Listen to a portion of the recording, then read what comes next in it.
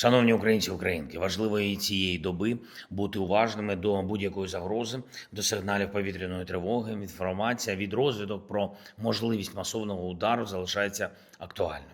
Ми знаємо, що партнери говорили з росіянами щодо цього. Віри в те, що хтось там в Москві одумається, немає. Обов'язково бережіть життя, реагуйте на небезпеки. Наше ППО, наші мобільні вогневі групи, наша бойова авіація – всі в готовності, наскільки можливо, враховуючи постачання.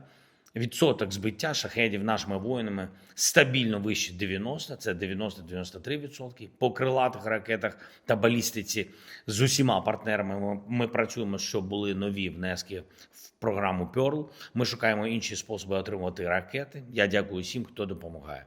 Сьогодні відзначу наші українські підрозділи, які виконують наші завдання по далекобійних санкціях та по мідл-страйках. Є хороший результат. Наш план по таким санкціям виконується у відповідь на російський удар. Я дякую всім нашим воїнам, які забезпечують досяжність таких російських цілей, передусім військової і паливної логістики на тимчасово окупованій території вздовж узбережжя нашого Азовського моря.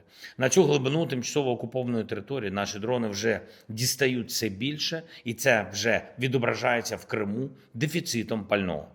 Є за що відзначити підрозділи СБС Збройних сил України у діпстрайках. Були ураження російських військових літаків Ту-142. Також досягнуто установку «Іскандер».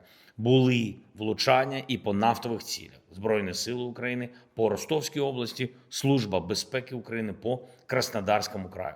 Це те, що дійсно впливає на російський потенціал агресії, і Росія могла би цю війну давно завершити миром, але сама обирає затягування та розширення війни.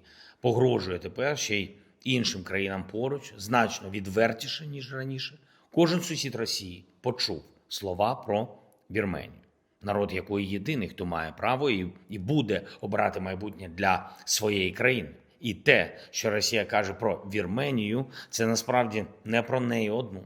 Треба усім більше думати про безпеку, більше робити спільних кроків, щоб політичні партнерства працювали і щоб були сучасні оборонні виробництва, сучасні компетенції захисту, а також максимально розгалужені, диверсифіковані економічні зв'язки, щоб ніхто не залежав від Росії та не давав їм в руки інструменти шантажувати народи.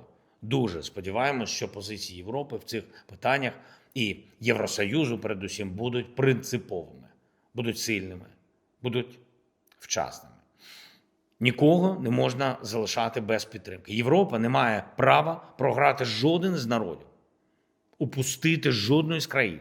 Вірменію треба підтримувати, Молдову треба підтримувати, держави Балтії, Азербайджан треба підтримувати. Треба знаходити шляхи, щоб підтримувати народ Грузії. І це спільне європейське завдання. Нікого не можна втратити. Я вдячний усім в Європі, хто підтримує нас, підтримує Україну, хто підтримує нас достатньо і саме тими рішеннями, саме тими кроками, які дійсно можуть нам допомогти.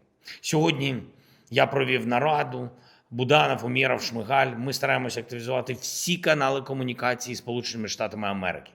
Ми розраховуємо, що будуть візити та будуть перемовини на рівні команди. Постійно ми спілкуємось про це. Треба продовжувати обміни. На початку травня саме за посередництва Америки ми домовлялись про формат 1000 на 1000. Треба все це реалізувати.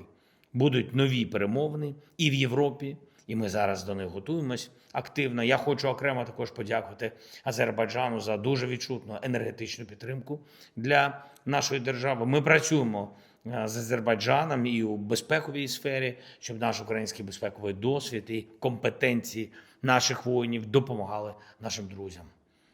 Слава Україні!